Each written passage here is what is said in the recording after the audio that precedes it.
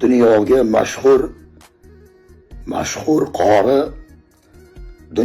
mashhur qori Abdurahmon Sudaysdan so'rashgan ekan.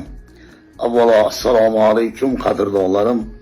Ulug' ayyominglar bilan juma ayyom muborak bo'lsin sizlarim mana. Abdurahmon Sudaysdan so'rashgan ekan.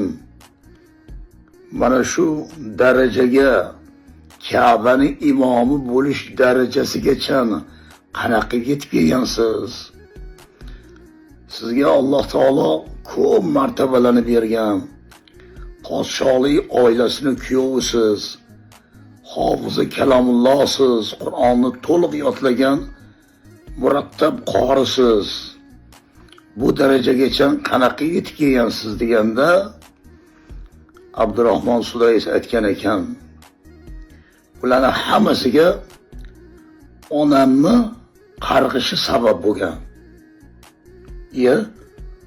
Onangiz sizni qarg'iylar-yu shu darajaga kelasizmi? Qanaqa bunaqa ulug' martabalarga erishasiz? Onangiz sizni qarg'igan bo'lsa deganda Abdurahmon Sudays aytgan ekan. Onam rahmatli doim to'polon qilib jahillarimni chiqarganimda yoshligimda onam meni Ka'baga imom bo'lgur, Ka'baga imom bo'lgin ilohim deb duo qilardilar. Mana shunda onamning duolari qabul bo'lgan ekan degan ekanlar.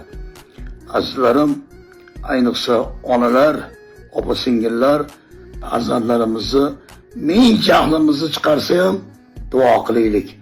Otalar duo qilaylik. Onalar duo qilaylik. Chunki qarg'ish chiqqan og'izdan duo ham chiqadi azizlarim mana. Boringlarga shukr. Hammanglarni Alloh uchun yaxshi ko'raman, do'stlarim mana.